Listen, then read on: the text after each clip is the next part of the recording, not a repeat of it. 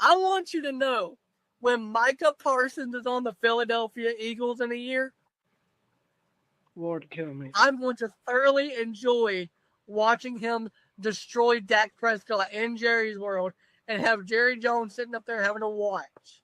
I'm going to enjoy it. I want to be there. I want to be front row. I will buy a front row 50-yard line ticket to sit on the Eagles sideline so that when Micah comes off the field from beating up Dak, I can go, "You're making Jerry regret not signing any of that money?" That's what I. You know what, dude? I want to reach out to Micah. Oh, ladies and gentlemen, boys and girls, we are here. We are live. And if you missed last week's episode, that was a clip of me trolling Rodney, the Cowboys fan, the Cowboys stan that he is. And by the way, guys, Jerry's completely lost his mind. Completely lost his mind. I don't know if you saw last night, Jerry Jones on the blue carpet. You know where I'm going with this already, don't you? Because I tagged you. Jerry says the Cowboys are a soap opera, and he likes to create drama. And if the Cowboys are out of the media space, our buddy Trey Lucado commenting, Jerry, LOL.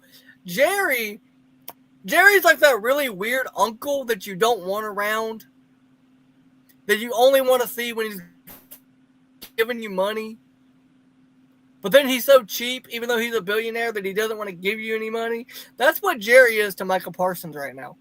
And speaking, see, you thought we were going down in order. We are not. Oh, we are not. Speaking of the Cowboys, and speaking of Micah Parsons, Parsons' back suddenly has tightened up amid trade requests. Now, let's keep in general context here, Rodney. Stay with me now.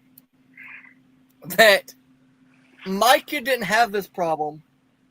I'd say, a month ago? We didn't hear anything about back tightness. And look, backs are weird. Backs can flare up. That can happen. I'm 22 and I've got back pain from previous health reasons, but we'll get into that later. Rodney, you are the Cowboys fan, though. I do want to know. I want to know from you, Rodney. What the heck just happened? Okay. Sorry, I got a watch today, and it just, for some reason, made my phone go off, so I don't know what happened. But anyway, I want to know from you, Rodney. What are your thoughts on Micah Parsons having a back injury 3 weeks out from the regular season opening? My thoughts? And is it a coincidence? And is it a coincidence that it just so happened to be right after the trade request? And while you do that, I'm going to step away. My thoughts? I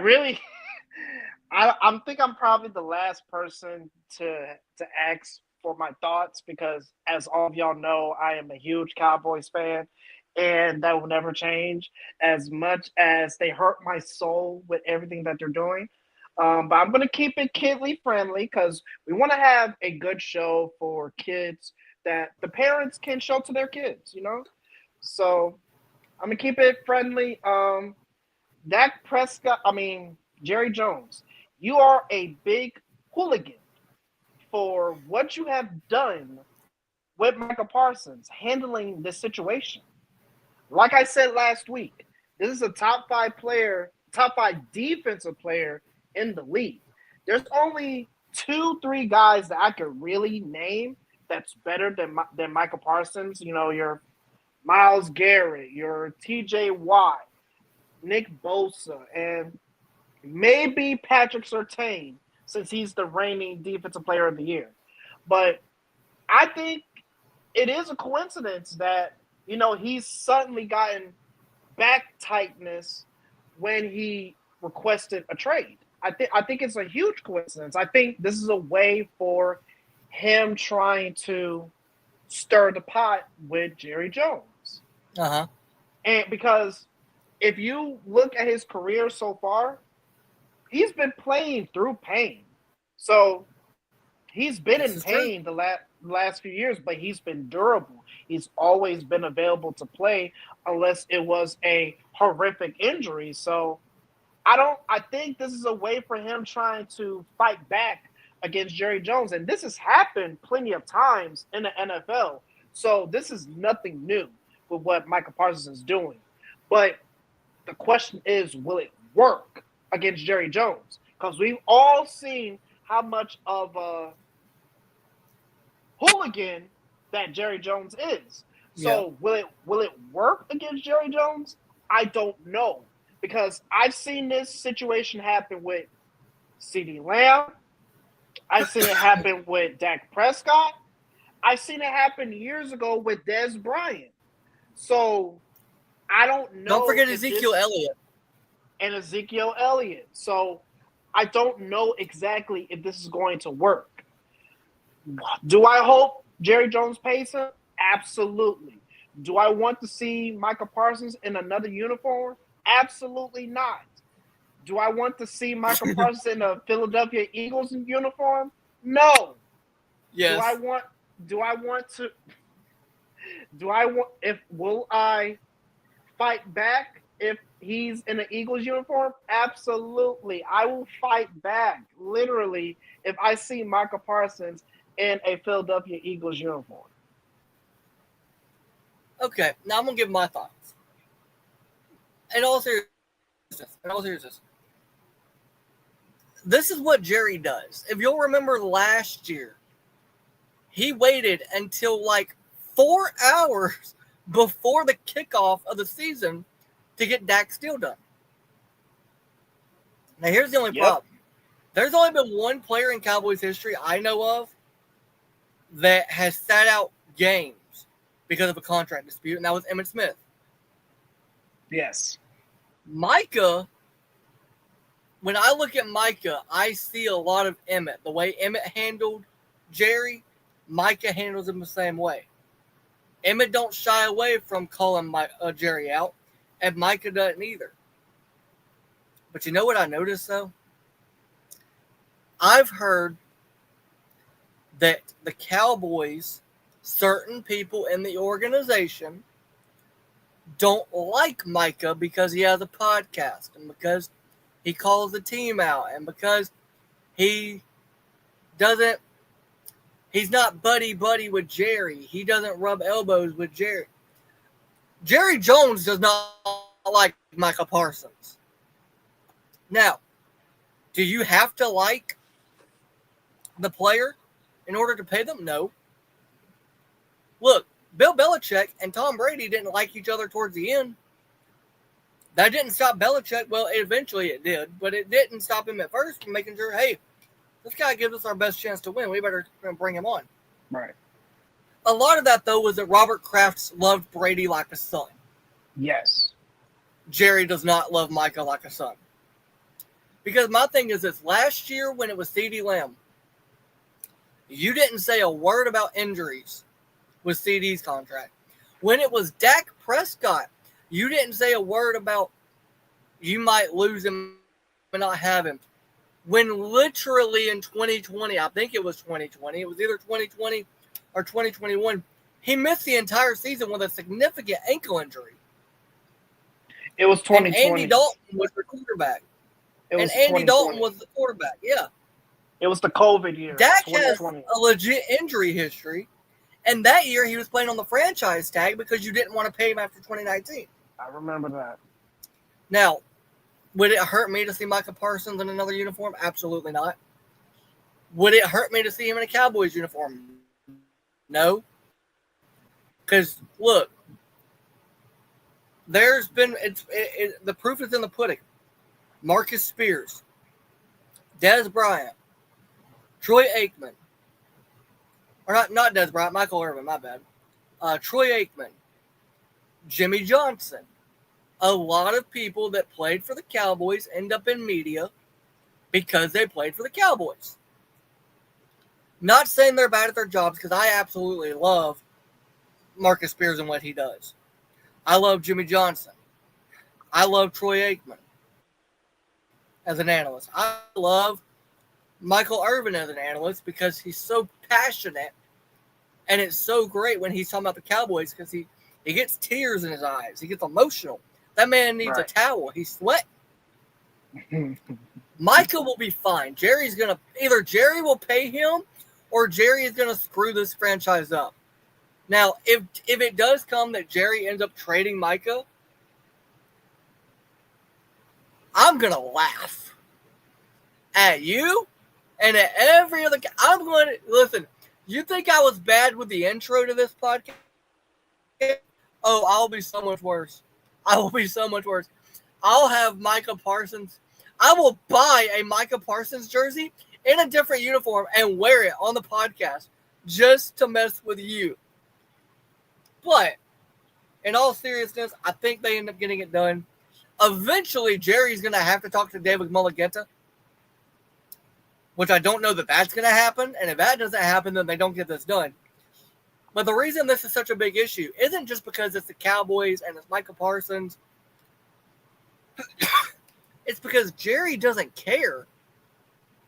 But also, Micah has not had a payday yet.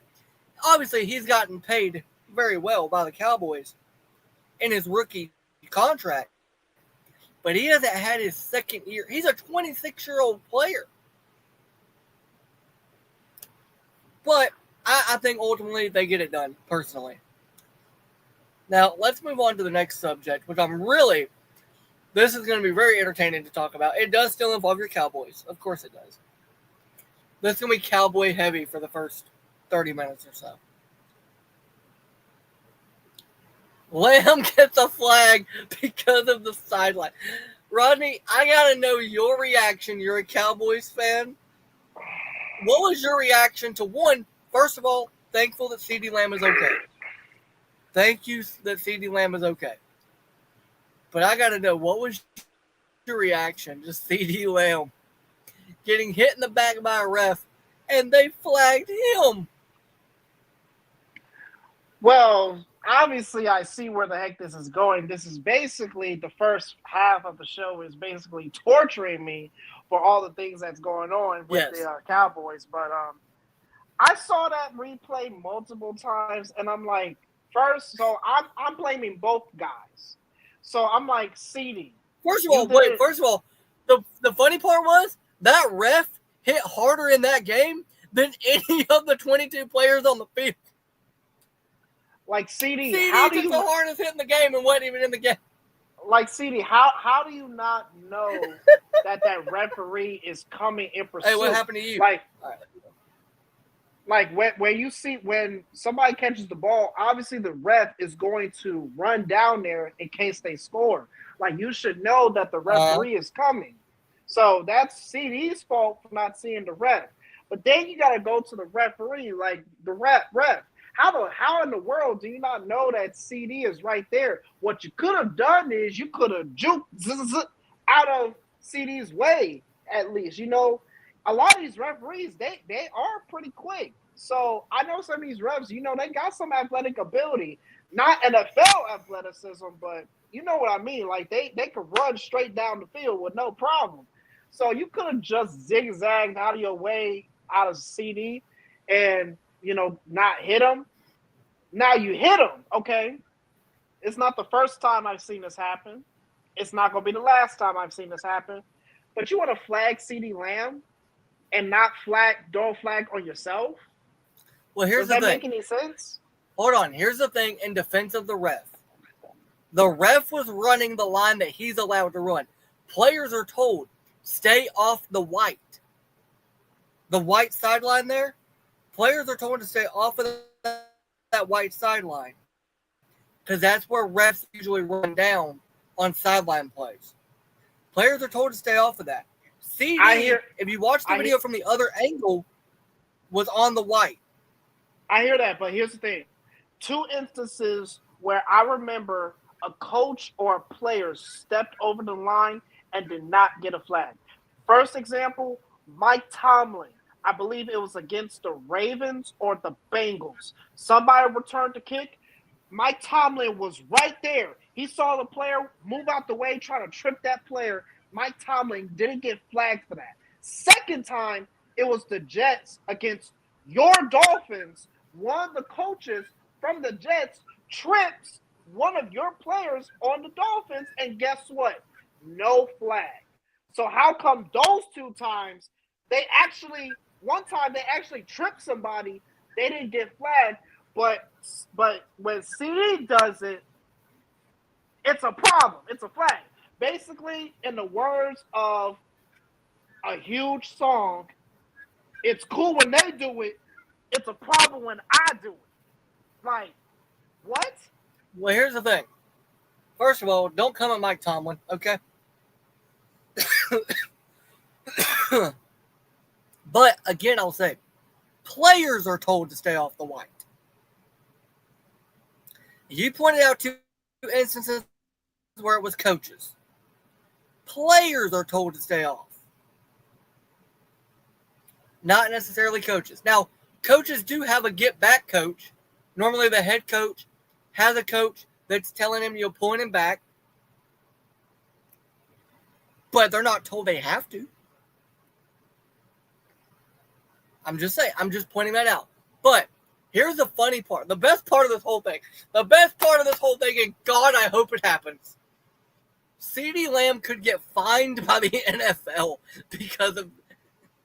I don't want him to lose money. Don't get me wrong. But could you imagine the Cowboys season starting with CeeDee Lamb getting fined for getting hit by a ref? Out of all the things that they could have fined CD for, like, out of all things, if you fine him for something like that, like, that would be ridiculous. And there are guys who have done a lot worse and didn't get fined for now, it. I do feel like he won't get fined because it's already been almost a week and we haven't heard anything. However, if he gets fined, I'm going to be unbearable. But let's move off your Cowboy stuff. Finally. And let's, unfortunately, I got to talk about it. Wait, where's it at? Did I take it out? I might have taken it out. I actually took it out, my bad, or didn't put it in there. Well, guys, bear with us. This is going to be a long show, so just bear with us. Yeah, there was a lot of stuff to put on the list today, so I may have missed it, or maybe I took it out and replaced it. Hold on. Let me look at my notes. I may have replaced one of the things with something else and didn't realize it. No, I just didn't put it on the list. Now, for guys, just so you know, the biggest things that we're going to talk about on the show, you know, we're NFL fans. We're going to throw in some college football as well. College football is coming back. We're also wrestling fans as well, so tune into wrestling. And then I'm an NBA fan. You know, Nick knows a little bit about NBA, so we want to talk about everything that we can involving NBA, NFL, WWE, and college football as well. Hold on, I'm adding it. I didn't realize I didn't even put it. Dude, I had so much stuff between editing last week's stuff and then this that I just completely missed one on the subject. But we got to talk about it. Tyreek out of South Beach.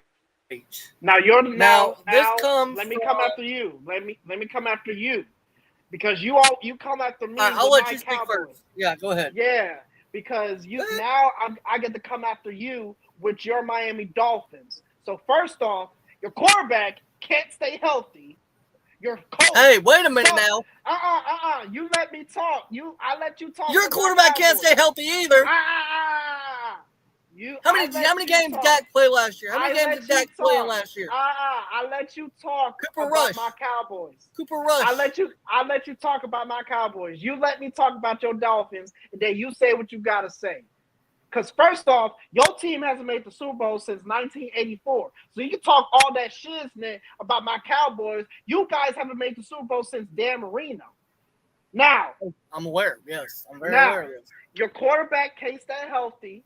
Your coach sucks without Tua. One of your other wide receivers, Jaden Penguin Waddle, he can't stay healthy. And your wide receiver who gets top dollar, now he wants out of Miami. Why? First of all, because he can't win. So, Nick, give your thoughts on Tyreek Hill. You ain't giving you. First of all, you didn't even let me tell the story that I said that I was going to say. This comes from Jeff Darlington, who talked to NFL teams and asked them, who is a player you're looking at as a potential trade target this year? And they all said Tyreek Hill. Now, yes, Tyreek Hill said last year after the season that he didn't want to come back, that he wanted to leave, that he was, quote, out the door, and, he was crying about some stuff. I understand that. But, first of all, you didn't even let me finish introducing the topic. Secondly, don't come after Tua Tagovailoa because he's still a better quarterback than Dak Prescott. Whoa, Thirdly, hold on, time out. No, yes, he's not.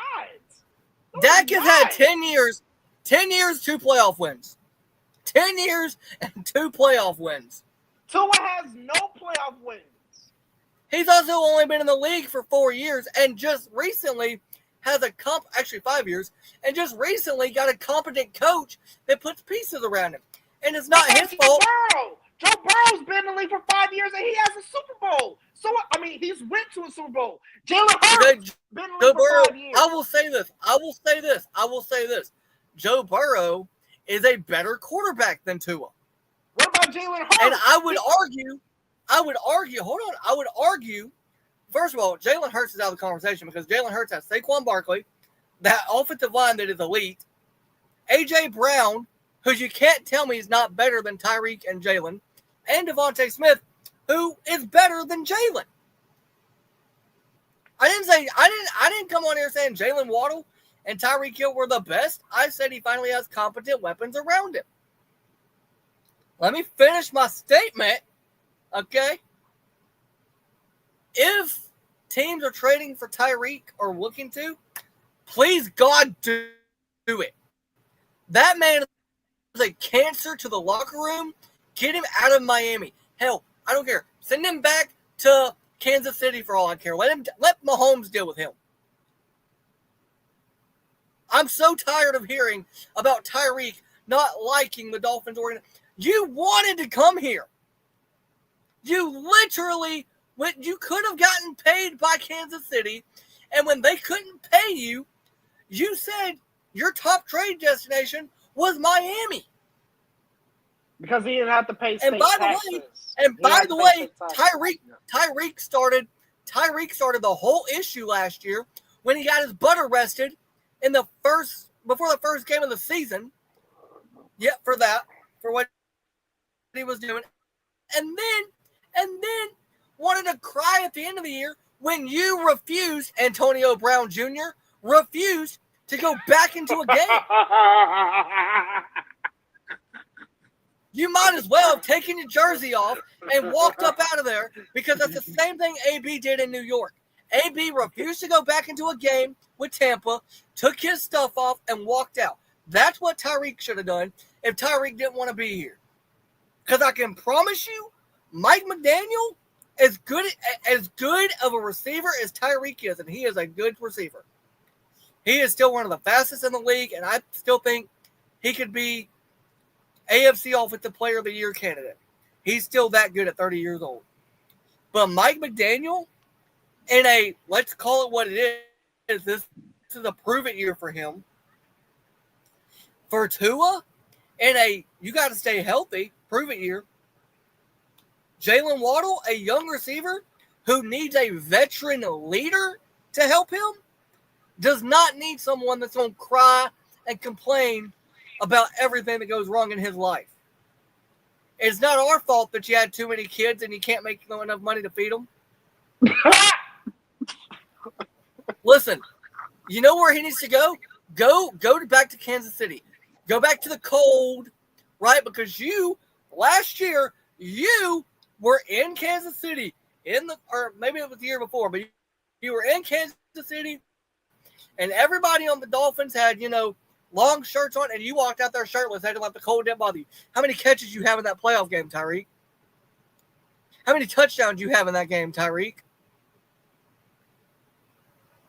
Exactly. Zilch. 0. Because you're not. Bro, they did it to T.O. Think about this. They did the same thing to T.O. Teams will tolerate you until they can replace you. And guess what? With Jalen Waddle, we can replace Tyreek Hill because Jalen's just as fast. And But he's he's not one. as talented. And But got he's chemistry with Tua. He's got but the chemistry with question Tua. He does cares more. is he as talented as Tyreek though? No. But caring, listen, there's not a lot of players as talented as Antonio Brown, right? Right. But what happened in Pittsburgh? They got Juju and they shipped AB out of town. They got rid of AB because they had Juju. But here's the thing though. Antonio Brown was a locker room cancer.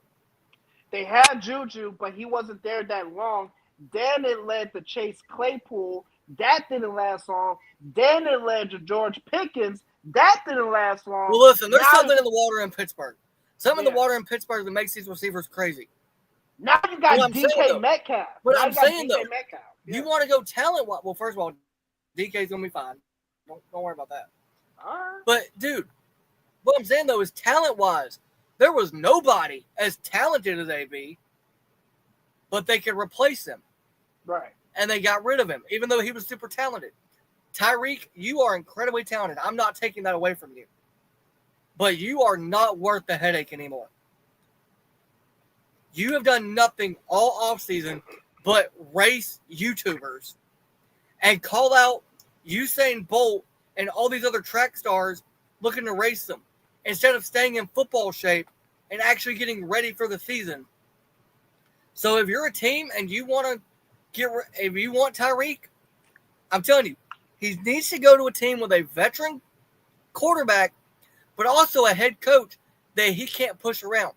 The reason he can push Mike McDaniel around is because Mike McDaniel, when he first got to Miami, he got Tyreek. McDaniel was new to the city just like Tyreek was, and McDaniel was also new to the organization. He was protecting his job. Now here we are 3 years later. If Tyreek wants out and teams want to trade for him, you know what? Give us an offensive lineman or give us a tight end and take Tyreek. I know a team that could be perfect for Tyreek. You know, it's Kansas City. No, not Kansas City. Buffalo. I'll say Baltimore. They won't take him. But here's the thing, though. You say you want a veteran quarterback and a veteran coach. What does Baltimore have? A 2-time MVP and a Super Bowl winning coach. Something that Miami doesn't have. And you know Lamar, nobody's going to push around Lamar Jackson. You know that. Well, also, nobody's going to stand up to – bro, Derrick Henry's on that team. Ain't nobody pushing anybody around. Exactly. So that's what I'm saying. Chemistry-wise, I say Baltimore. Okay, give us D-Hop for Tyreek. Because D-Hop is a leader. Or give us one of your young guys. Give us Zay Flowers. They're not going to trade Zay Flowers. They're not going to do that. I know they're not, but I'm just saying. Look, I'll take a player swap. You know what? Pittsburgh might be good for Tyreek. Because you know who he's not going to push around? Aaron Rodgers and Mike Tomlin. Yep. And they need a number two. They need a number two. For DK Metcalf. And look, Tyreek is still a 1. So go to Pittsburgh. Play with Aaron Rodgers. Better yet, why don't you go to the Rams? Because you're not going to push around Sean McVay. You're not going to push around Matthew Stafford, and you're not going to push around Devontae Adams. And Cooper Kupp's gone, so they need a number 10. Well, they're not going to need a number 2 because you got Puka Nacua and Devontae Adams. Tyreek can be a 3. Tyreek ain't going to do that. He's not. Look, if he wants to win, right? That's what he said last year. Man, I got to do what's best for my family, and I want to win. The Rams are a good spot. Yeah, but you're going from Miami to LA. You're going from Miami to LA. The problem isn't the city.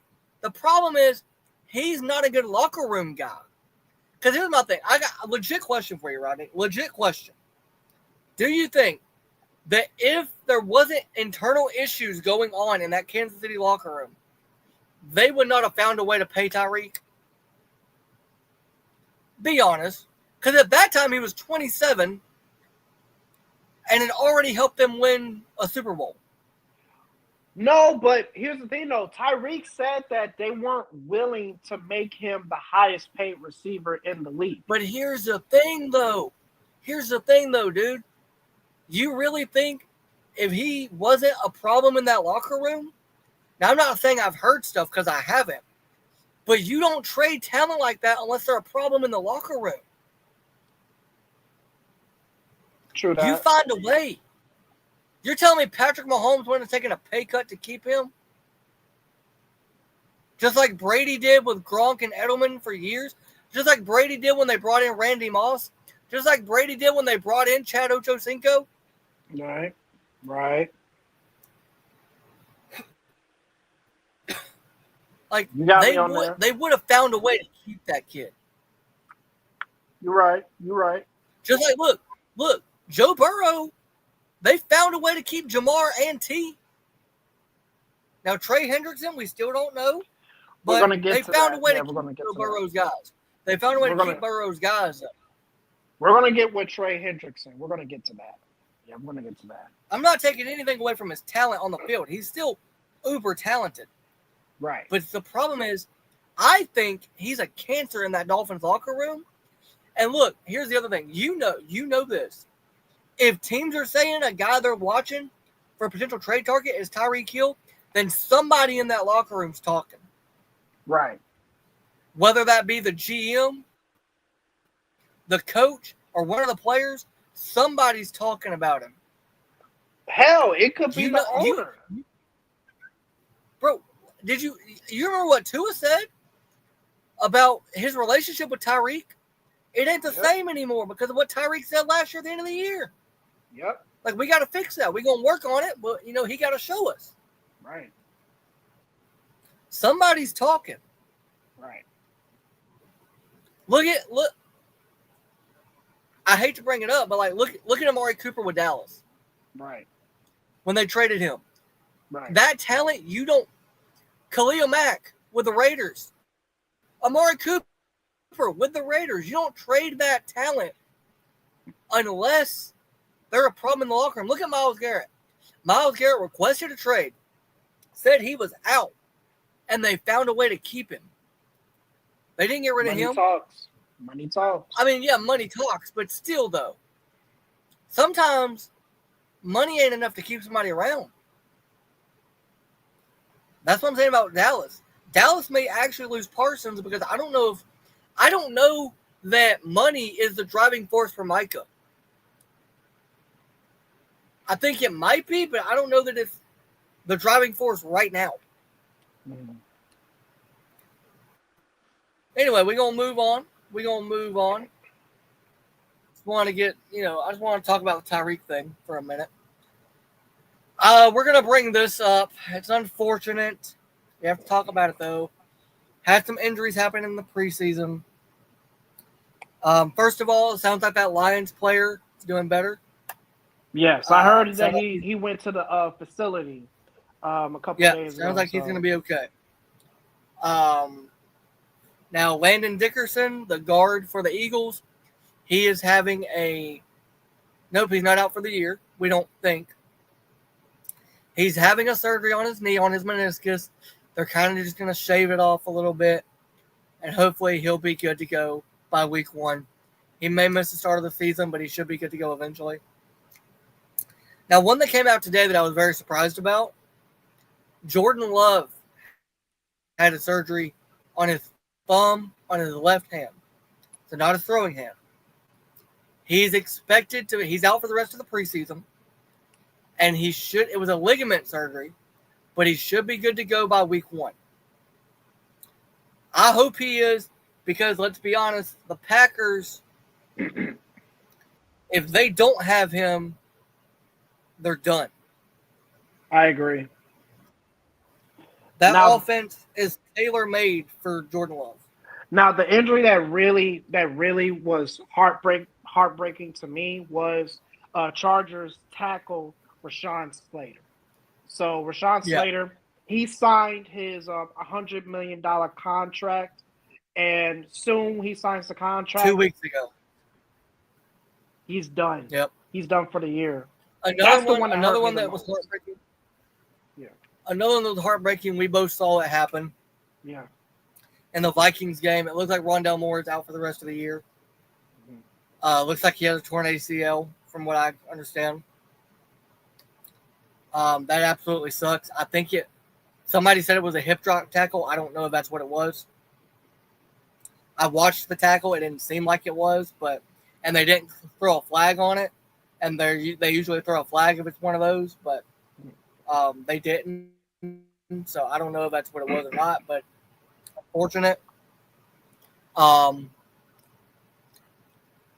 Now the Matthew Stafford thing, I don't know. They said he was going to practice yesterday. He was going to practice yesterday. He didn't practice. They had him out there today, but he didn't practice today. They've magically had an Airstream trailer show up for like chronotherapy and stuff, which was usually for the muscles in your back and stuff. And other players have used it, but Stafford as well has used it. Now, I don't know if that was brought in for Stafford or if that was genuinely just brought in just randomly for the team. I think they're hiding something, man. I think they are too. Because here's my thing. All they keep saying is it's a back injury, and if it was week 1, he'd play. Well, if it was week 1 and he'd play in the game, then why is he not practicing? He's not even doing one-on-ones. He's not even throwing. That's the thing that scares me. He's not throwing. Now, if he wasn't out there in 11-on-11 team drills, I get it. You don't want an accident to happen. Right. But who they play week 1? I don't have my second phone, so I'm not. Let me pull it up. Let me pull it up. Hold on. I'll pull it up right now. I got you. So we Texans. Okay. CJ Stroud. So let me ask this question legitimately. Yeah. Week 1, you go out there against the Texans. Will Anderson Jr. hits you and you land on your back. Are you out for the season? That's my question about Matthew Stafford right now. Because here's the thing. If it's not that bad, he should at least be throwing. But all they're saying is the back. And look, the back is a day-to-day thing. The back can flare up on you, and you not even realize it. Right? Like I said, I deal with back pain from stuff that I've dealt with health-wise. Some days, I don't feel it at all. Some days, it's bad. But it shouldn't be every day. And it seems to be every day. I worry. And then also, week 2, they play the Titans. Week 3, they play the Eagles. Jalen Carter, if he knows you got a hurt back, he's going to feast. And then it's not just Jalen Carter. You also got to deal with the safeties and Cooper DeJean. But then they play the Colts, the 49ers with Nick Bosa. Yep. And Fred Warner. The Ravens. Roquan Smith. The Jaguars with Trayvon Walker. Yep. And Josh Hines-Allen. Yep.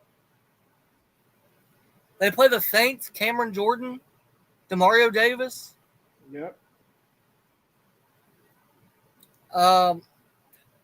Dude, they got to play Tampa. Vita Vea. And if they can get that kid that they drafted to lose some pounds, he's a beast too. Yep. Yeah. Dude, they play the Lions. I mean, come on. Hutch. Like, I wonder if it's too much of a risk. Yo, shout out my guy, our guy. He's been on the pod. They both have Herbert Raj podcast. What's up, guys? Roll Tide. Don't you dare say go Tigers. Don't you dare say go Tigers. Ah, man, what's up? What's up, Herb? Is it Herb or is it Raj? Who's running it tonight? But dude, that the back injury just scares me. It scares me. And the thing you also got to realize is if something is really wrong with Stafford, you gotta look at who's going to be the starter. Jimmy Garoppolo. Porn star Jimmy. So you want Jimmy G with as your starting quarterback with Kyron Williams, Puka Nacua, Devontae Adams, and Tyler Higbee. Well, my thing is this though. He's not throwing. Like if he wasn't doing 11 on 11s, okay. But he's not even throwing 1-on-1s. He's not even getting reps with Devontae at all. And look, I know it's Devontae Adams and he's like one of the best wide receivers in the league, but you need consistent reps and he's not getting them. Imagine Devontae's reps are with Jimmy G. Imagine Stetson Bennett as the starter. Don't bring up Stetson, okay? I'm just saying. But that's the thing, though. Jimmy G's reps are with Stetson Bennett, or not Jimmy G's. Devontae's reps are Stetson Bennett and Jimmy G. Stafford's not even throwing? Dude, we've been in training camp for what, a month? We're 3 weeks out from the season starting? Yeah. And he hasn't thrown yet? Yeah. And all the Rams are telling us is it's a back injury and he's fine. And if it was week 1 of the regular season, he'd play right now. Come on, man. You guys are lying with to that. your teeth. Somebody's not saying something. Right. You know what it feels like to me? It feels like the Najee Harris eye injury. Nobody's saying anything about it. But he hadn't practiced all summer until today. Today he was out there. But that was it. He hadn't done a thing all summer until today. Right. Like, here's the thing. With Micah, we know why he ain't practicing. It's his contract. Right. With Trey, we know why he's not. With Terry McLaurin, we know why. Yeah. With Brandon Ayuk, we know why. Because he's still recovering from the torn ACL and MCL. But why isn't Stafford? He hasn't thrown? And then magically today, a Airstream for chronic therapy shows up and Stafford used it? I mean, other guys on the team used it too, but you tell me that's a coincidence? The guy ain't thrown all summer. He hasn't had a rep all summer. And then magically, on the second day he was supposed to be practicing and he didn't practice, they bring out an Airstream for chronic therapy? Come on, man. Something's up. Something is definitely up. But let's move on to the next subject. I am very ticked off about this, and I know you are too. Sanders still QB4. I got a question. Hold on. Pause. I got a legit question. Because I heard Shannon Sharp ask Chad Ochocinco this, so I'm going to ask you this. What has Dylan Gabriel and Kenny Pickett shown in practice that Shedeur ain't shown in a game? You freaking tell me. How first off, so the QB list was as followed. It was Flacco, which is obvious, Kenny Pickett, Gabriel, Sanders. Tyler Huntley, who they signed, wasn't even on that depth chart. Who I'm thinking he's going to be the backup, and Kenny Pickett is the odd man out. So how is it? And this will lead to what we probably going to talk about next with the preseason. How is it that Shedeur, who played the entire first half and some of the second half, who had a good game against the starting defense and actually plays well against Carolina, throws 2 touchdowns, had some good throws, some precision throws. Now, he had some slip-ups. He did hold the ball for too long. And that was one of the criticisms when he was in college. He did have some slip ups, but the positives that he had were more than the negatives. He throws for 2 touchdowns. He throws for over 100 yards and has a solid game against Carolina and led the Browns to the victory over the Panthers. And he's still the 4th quarterback on that team. And Dylan Gabriel and Kenny Pickett didn't play that game at all. And Gabriel might play this Saturday. And he might. And there are some talks that he might start over Shedeur. Freaking how? Well, hold on. I will say this. Who do they play? The Browns. Don't they play the Eagles? I will look that up. I'm gonna look it up right now. Who they play this Saturday? Because it doesn't make no sense. They play the Eagles Saturday night, and then they play the Rams next week. Yeah. So the Eagles are not going to play their starters. Obviously, they probably want to see Shedeur against starters, and they've already seen what Shedeur can do in a preseason game as a starter. Here's the thing. They're doing it the fair way. Not the right way, but the fair way of like, hey, Shedeur got his start. Now, he probably wouldn't have if Gabriel or Pickett could have played, but whatever, he got his start. All right, we're not going to play Flacco. So this week, week 2, it's Dylan Gabriel. It was probably always planned to be Gabriel. I feel like this was probably how it was going to go. Kenny would probably have gotten the start in week 1. Then Gabriel gets the start in week 2. And then Shedeur would have got his start in week 3. But since they were hurt week 1, Shedeur got his shot week 1. Gabriel was getting his this week, and Kenny's probably week 3 against the Rams. It's my opinion. I don't know that that's how they did it, but it feels like that. That's how I feel like they would have, because you usually play the first backup on the depth chart in the first preseason game as a starter.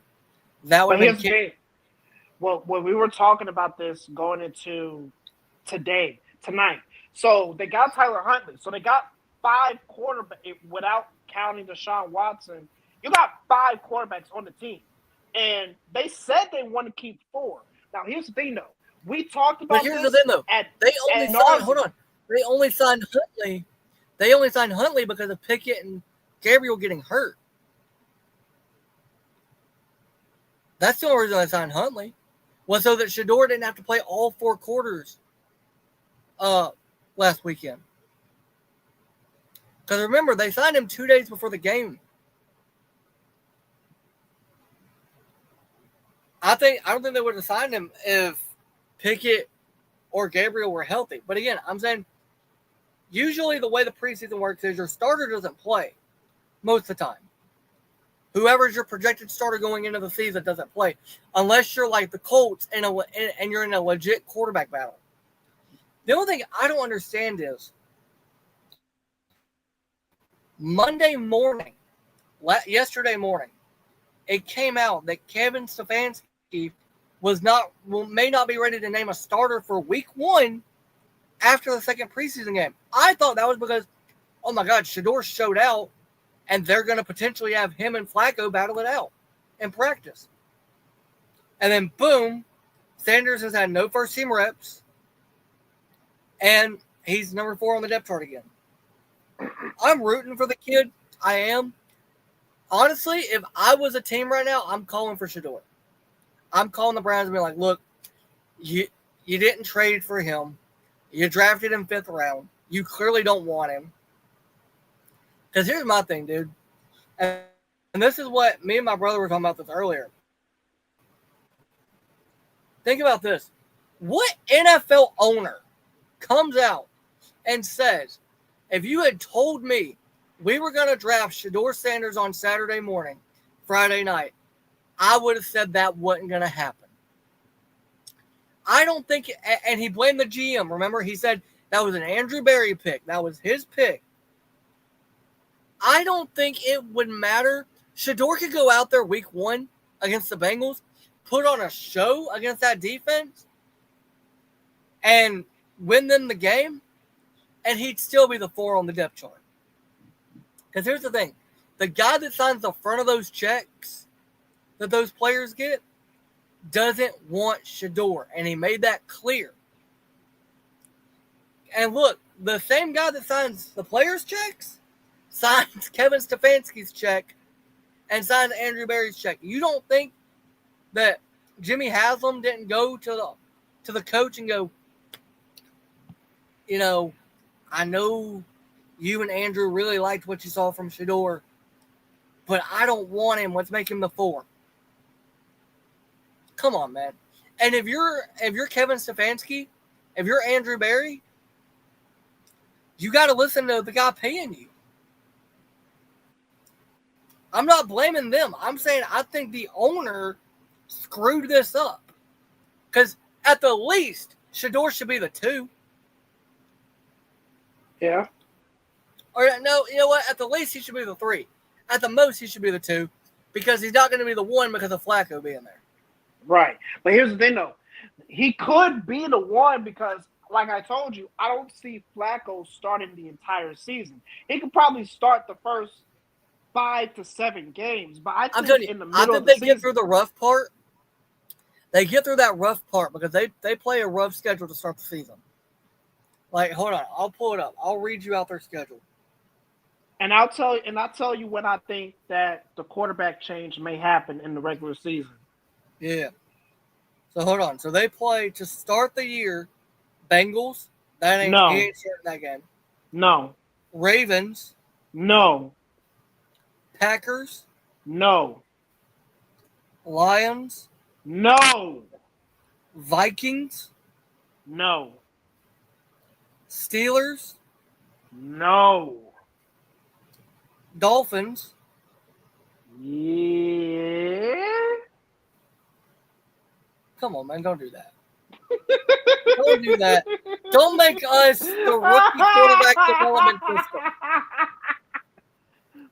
You know what? I think Jackson Dart starts week 1 or week 2 against your Cowboys. Yeah. Anyways, how's it feel? Who's after the Dolphins? Is it the Jets? The Jets? No, the Patriots. When's the Jets? Because don't they play after the Jets? Patriots? November 9th. So here's what I think. I think it's probably going to be between one of those 3 games that you could see the change between the Dolphins, the Patriots, and the Jets. But here's the thing, though.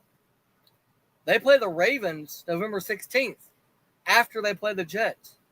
You go back to Flacco for that Ravens game?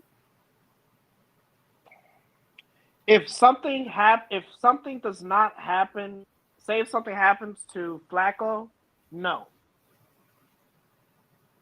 Because like I said, this could be his last season in the league because he is 40. So, that Ravens game, because you said that the change can be made at the Patriots or the Jets game, right? Yeah. They get through those 2 games, they've got the Ravens. Then they've got the Raiders. Max Crosby? Come on, man. Well, here's the thing, though. If you're going to get better as an NFL quarterback, you need to play.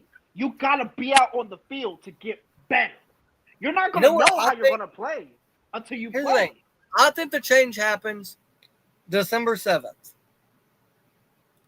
I think we either see Shedeur or Dylan Gabriel September 7th or December 7th against the Titans. Because here's the thing. By then, they'll know whether they're making the playoffs or not. The Browns will. They're probably not. Probably not, but they'll know for sure by then, probably. We'll be in the last 2-month stretch of the season. I think we see Gabriel first, just because I really don't think the owner wants to play Shedeur. And I think that's blasphemous. I think, because here's the thing. You got Titans, Bears, Bills, Steelers. And then the Browns. The Bengals. And that's the last month of the season.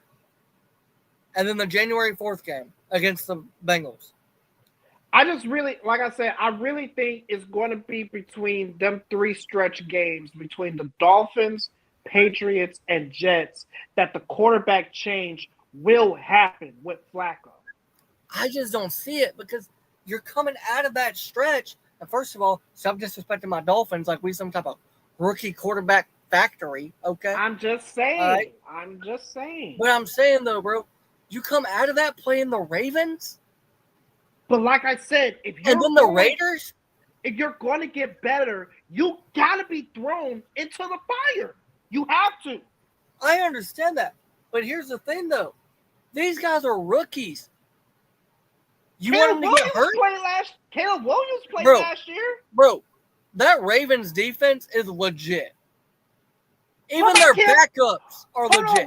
What about Cam Ward? And Max Crosby. What about Cam Ward? Okay, who are the Titans going to play if they don't play Cam Ward?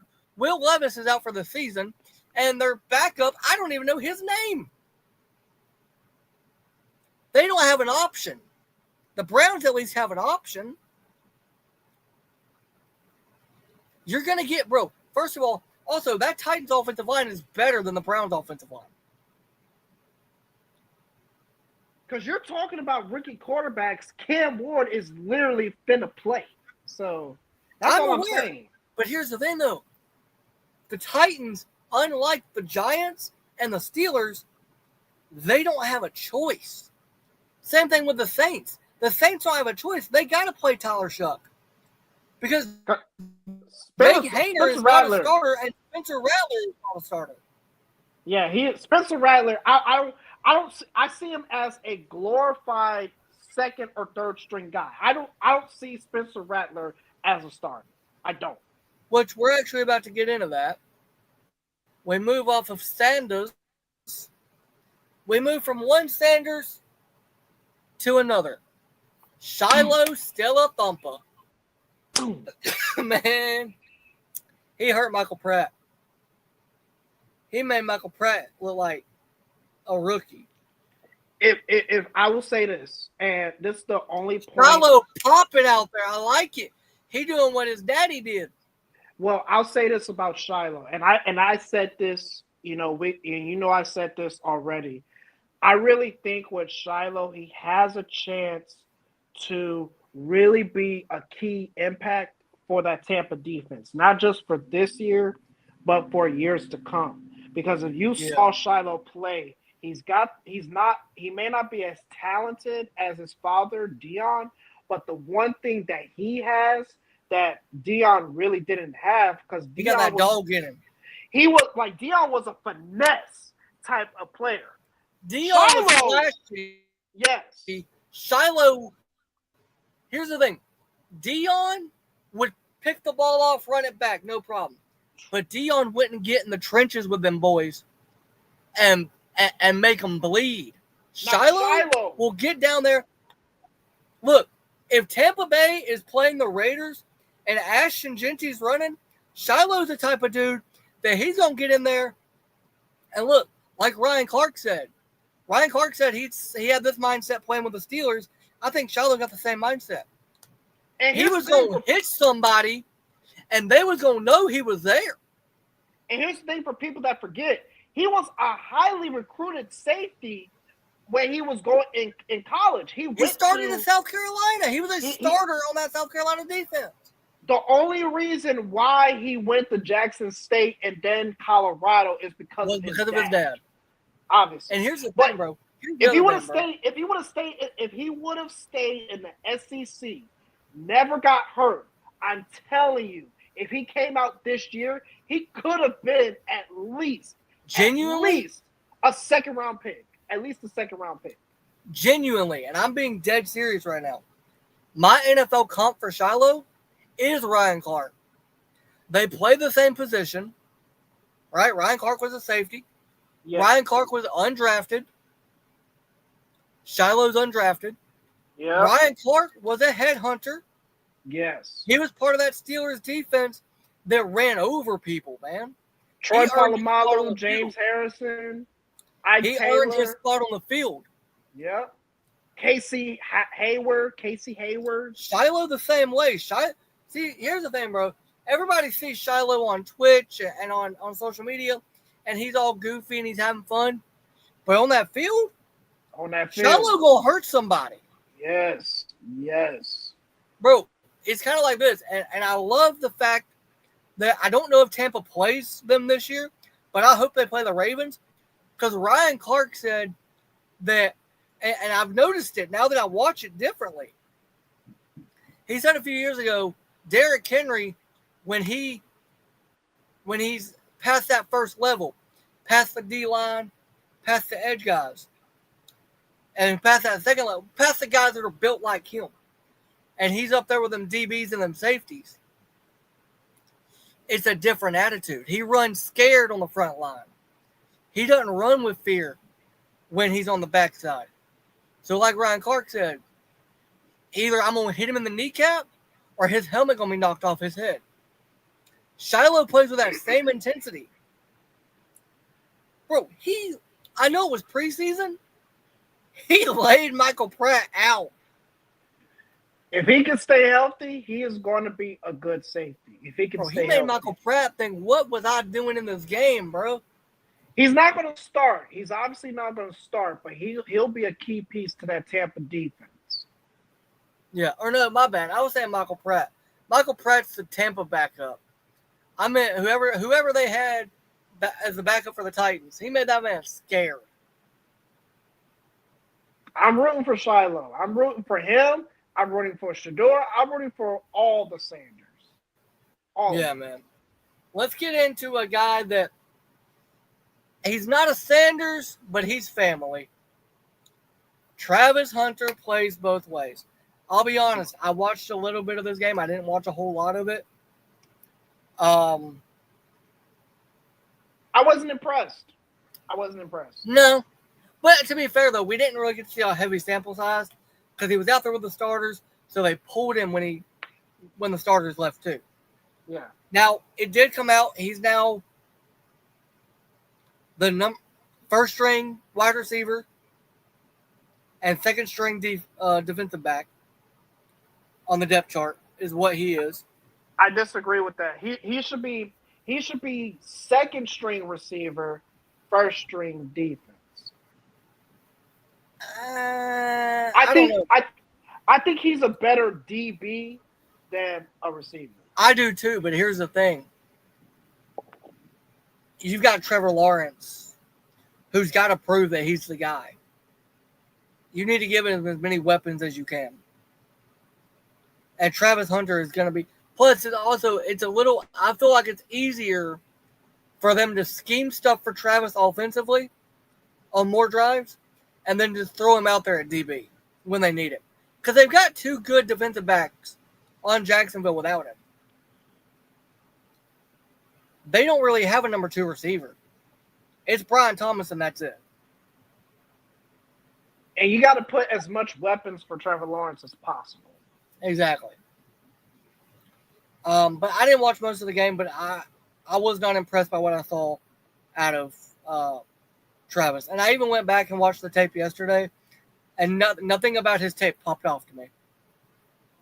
Probably because he wasn't in the game for too long. That could be the reason.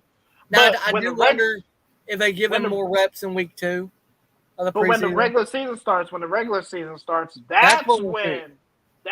See, I'm like Devontae, though. I'm like Devontae Adams. I'm not saying he can't do both. I don't think he does both at a high level in the NFL. He's not going to do it all year. He might do it for the first few games. He might do it for the first few games, but all season, absolutely not. He's going to get too tired. He's going to get burnt out. You know what, bro? Let's look at the Jaguars' schedule because I want to see what receivers and DBs he's going to be going up against. He can be well conditioned, man, but the competition he's going to have, he's going to get burnt out. He is. Let's see. We got okay. To start the year, they got the Panthers. So you got Xavier Legette, and J.C. Horn. Yes. Yeet. The Bengals, you got Jamar Chase, dude. I don't care. DB don't matter. You got Jamar Chase. Yee. The Texans, if Tank Dell's healthy, I think and Tank Dell is Derek out for Stingley Jr., Derek Stingley Jr. going to wear you out. Wait, no, Tank Dell is hurt. It's Nico Collins. Okay, still, Nico and Derek Stingley Jr. are going to wear him out. Yee. Stop saying yeet when I say wear you out, bro. That's weird. The 49ers. Now, you're not going to have Brandon Ayuk because he's going to be hurt for a while, but you do have Ricky Pearsall and Jawan Jennings. No yee. Bro, I will ban you from this podcast. All right, the Chiefs. You got Xavier Worthy, Rashee Rice, because he'll probably be fine if he don't get suspended for the rest of the year. Now Hollywood the speed. Brown. He's got the speed. Trent McDuffie on that defense? No. The Seahawks. So you got Cooper Kupp and JSN. I think he'll be fine with that one. Hey, man. I told you it's my favorite NFC team now. Don't be tripping on it. The Rams. The Rams. So you got Devontae. Okay, no. Devontae Puka? No. Put Puka on Put Puka on the kid and let's see what happens. No. Don't even do Devontae. Put Puka on the kid and let's see what happens. Yeah. The Raiders. You do have Jacoby Myers, but also Ashton Genty. They're going to keep him away from Ashton, probably. They may not have a choice. He may have to go make a tackle. And I don't know that he can. What? How much he weigh? He ain't weigh that much. Probably a buck like, 90. A buck maybe 90. buck 70, buck 80, something like that. He's skinny, dude. Ashton Genty gonna run over him. And Brock Bowers?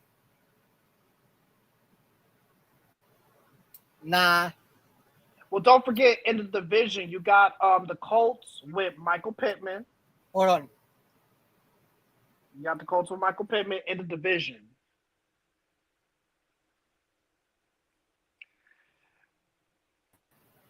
Felt that sneeze coming on. Bullshit. All right, bro, look at this, though. They got the Chargers. Lad McConkey and Derwin James. Nah. Stop it. Cardinals? Marvin Harrison Jr. Jr. Yep. And they got a good defense over there in Arizona. But it's mainly Marvin Harrison Jr. Gonna run circles around that boy. Yeah. Then they got the Titans. We already talked about them. Yeah. The Colts, you just talked about them with Pittman. Michael Pittman. Tre'Davious Ward is on the Colts team now. You ain't getting past him. That man, when he's healthy, he's a top 10 corner. You got the Jets, Garrett Wilson and Sauce Gardner, and DJ Reed. Nope. Nah.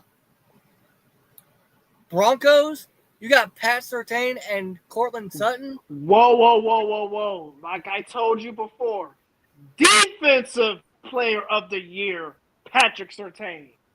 Listen, man, fine. Defensive thief of the year, Patrick Surtain. The best corner in the league. I'm sorry. Have you heard of Trey Hendrickson? Trey got robbed 2 years in a row. Guess what? The best corner in the league. Yeah, that's true, but he shouldn't have been Depoy. That should have went to Trey. Oh, you're just mad because Trey Hendrickson ain't got paid. You're just mad. I am mad because I want Joe Burrow to do good, and he ain't going to do good if he ain't got a defense. We saw what that looked like last year with Trey. Hey, blame Mike Brown for that. Blame the owner for that, for being cheap.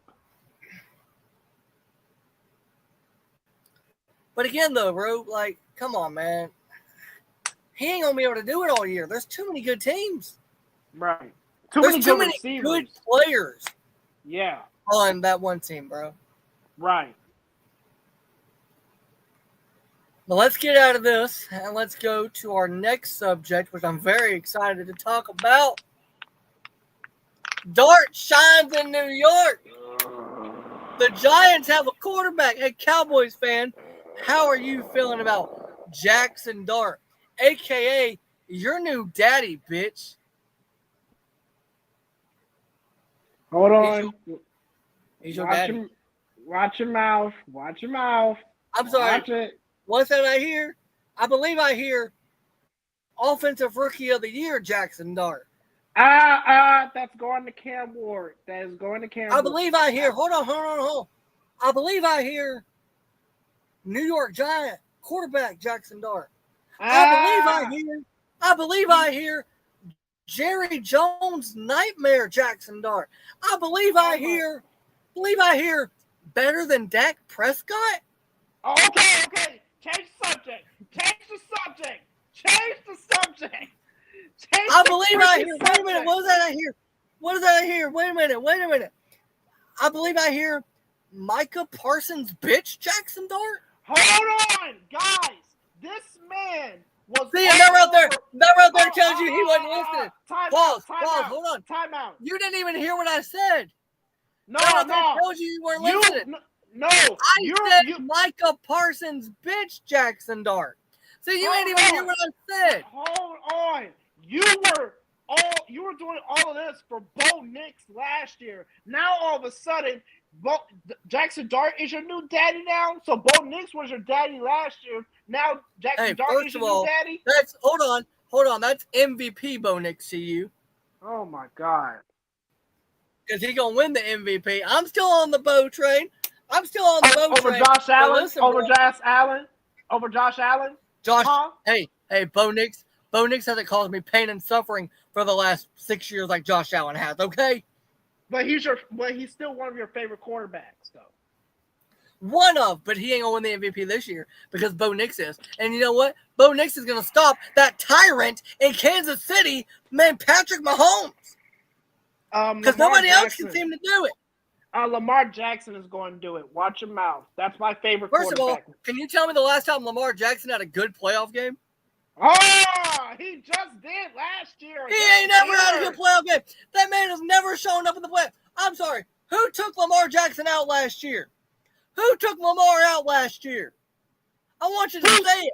Who stole the MVP from Josh Allen? It wasn't even his fault. It was Mark Andrews' fault. Mark Andrews dropped the ball. But again, though, who took who out last year? Who took out Lamar Jackson last year, huh? Who was it? I want you to say it. Say it with your chest. Say it like a man, Rodney. I'm sorry. Do you realize that Lamar Jackson and Dak Prescott have the same amount of playoff wins?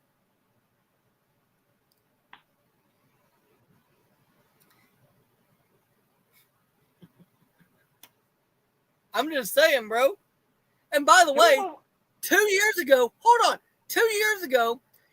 Lamar Jackson and the Ravens had Kansas City and the Chiefs in their building in Baltimore.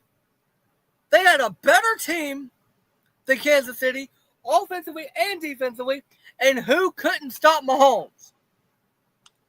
Long story short, with Jackson Dart, he'll do whatever. Who fell apart? I want you to say the name. Who falls apart in the playoffs when the bright lights? He might as well be a Cowboy. Hold on. Okay, so Jackson Dart, whatever, wish him the best. He's going to have to win the job over Russell Wilson, and let's move on to the next subject because... You just don't want to talk about that New York team now. Now, we did talk a little bit about Sanders, but we are going to talk a little bit about his game now.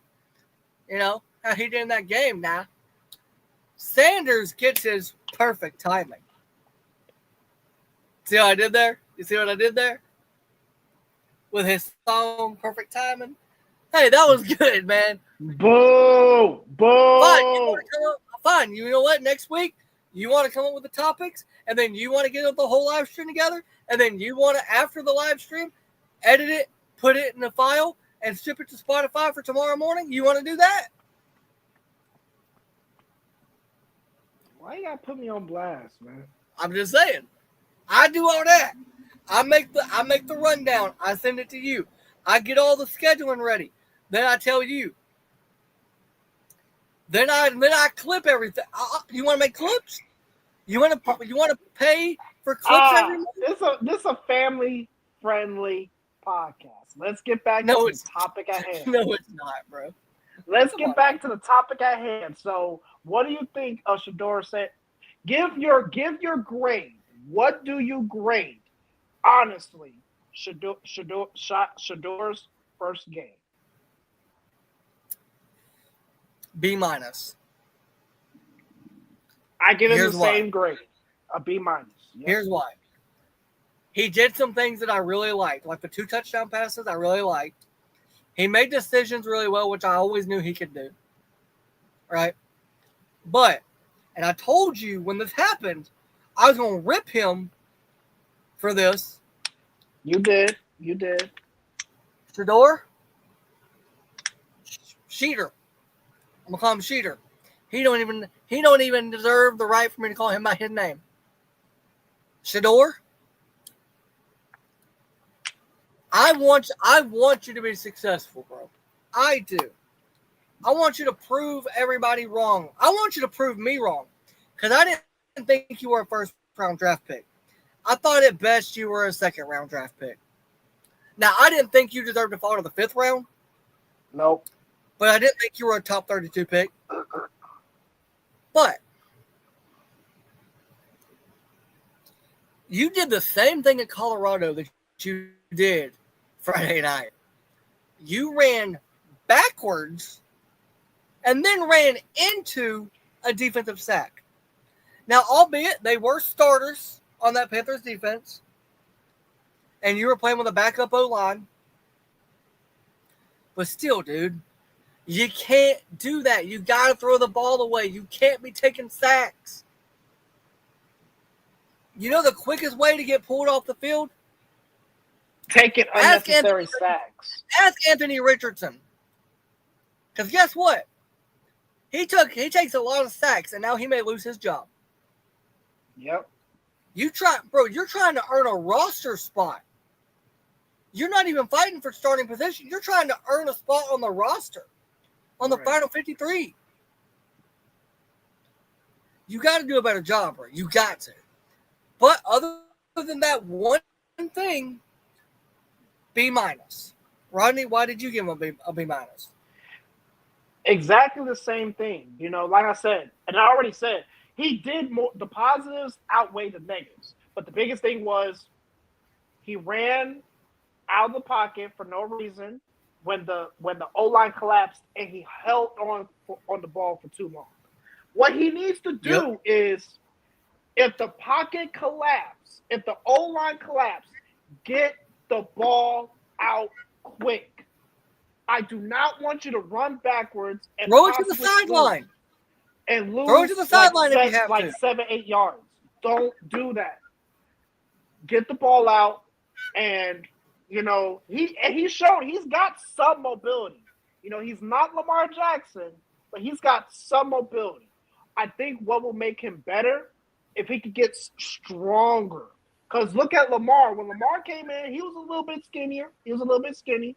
Then years going in, he put on some muscle, and then look at Lamar Jackson now. I think with Shedeur, if he could get some muscle, I think he's gonna be a better quarterback. Yep. Well, let's get into the next subject. There was another rookie quarterback who played this preseason, made his preseason debut.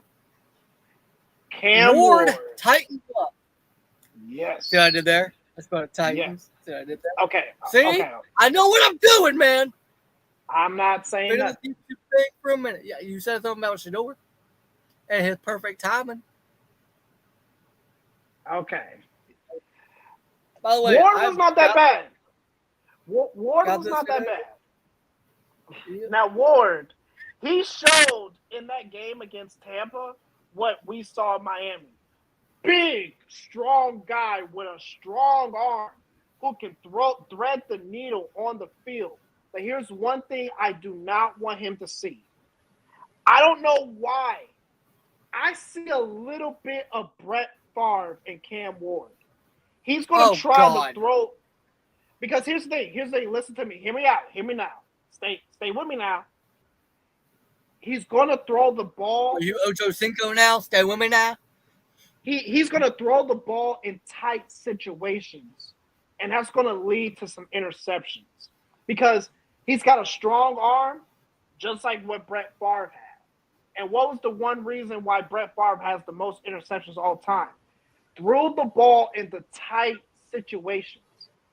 And that's what I see in Cam Ward.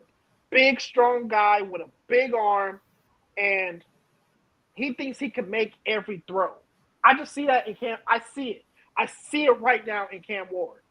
I don't want him to go down that path. I want the brothers to succeed. I don't want him to go down the Brett Favre path. I don't. You know, I could see him going down that path just because of the strong arm. And he's a little. Here's the other thing with Cam Ward. His feet work. He's so frantic on his feet. He's got to be more calm, more relaxed, more patient. He'll get that with reps. He'll get that with experience. He'll get that with timing. I didn't watch the whole game. I watched a little bit of it. I liked what I saw from Cam. I want to see more next week. Kind of the same thing that they did with Travis Hunter in Jacksonville. He played, but he didn't play a lot because they took him out with the starters. Right. I want to see more next week. I want to see you throw into some of the backups. I want to see you in the game a little longer. More reps. Yeah. Now, let's get to the next topic at hand. This kind of ticks me off, man. The Saints have a quarterback problem. Listen, I was at the Senior Bowl. I saw Tyler Shough in person. Dude can spin it. And I know everybody's critiquing the pick six. And then they're saying, but he also threw those massive deep ball touchdowns. This is all true.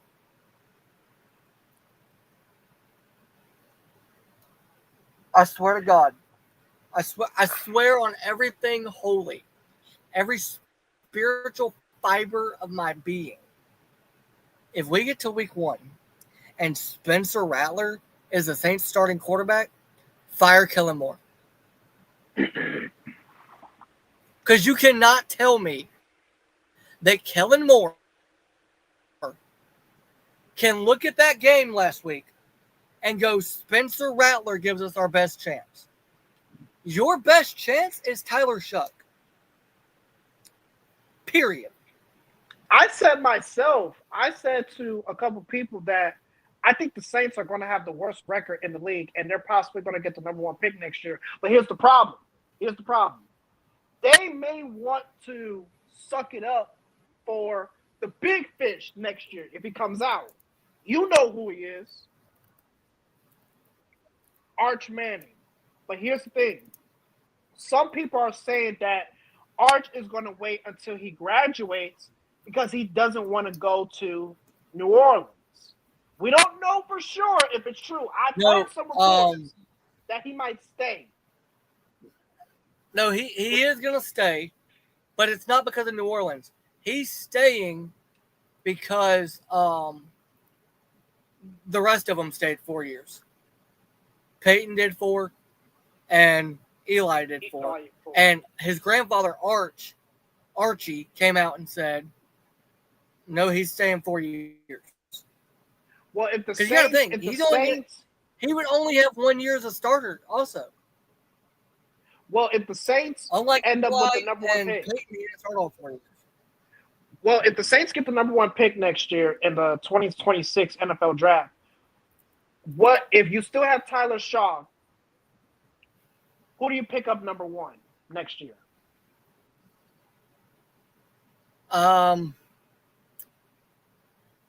Garrett Nussmeier, if he has a good season. Cade Klubnik, if he has a good season.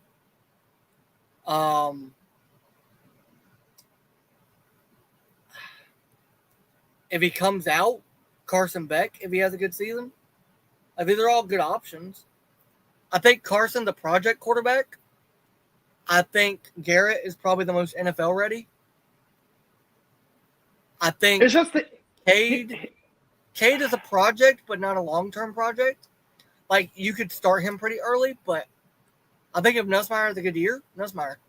And here's the thing. I know you said that Shedeur wasn't a first-round pick. With that number 9 pick, they could have freaking drafted Shedeur. Because I said this, there were 2 teams that could have drafted Shedeur in the first round. Here's the thing, though. Shedeur doesn't at fit 9. the offensive style of Kellen Moore. Hold on. Shedeur doesn't fit the offensive style that Kellen Moore wants to run, though. They also had Pittsburgh at 21. You also had Pittsburgh at 21. And that should have been where Pittsburgh Shedeur doesn't fit him either. Pittsburgh style doesn't fit Shedeur either. They want to run play action in Pittsburgh with Arthur Smith, and Shedeur's not great at play action. Shedeur's best when he is in the pocket, in the shotgun, or in the pistol. He's not great at play action. Because play action, you're usually rolling out.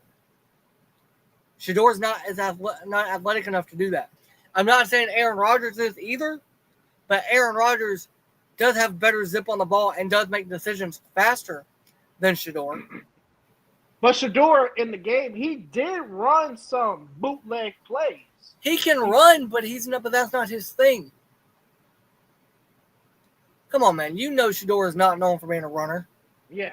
I'm just saying, he did run some bootleg passes on in the game against the Panthers. He did. He did. But that's not the style. Plus, bro, Pittsburgh wants to be hard-nosed with their running backs. They got 2 really good running backs, Jalen Warren and Caleb Johnson. No.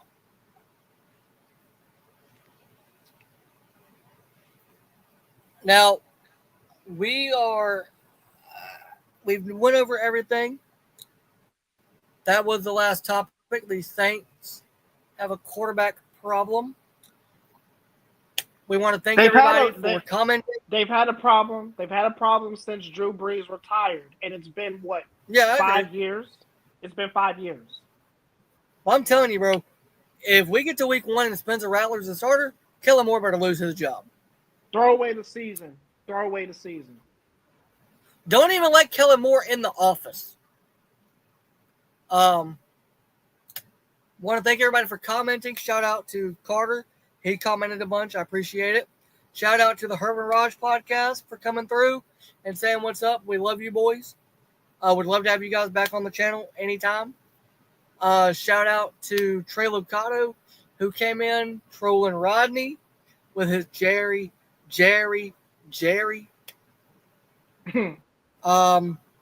Like I said, we're back every week now, every Tuesday.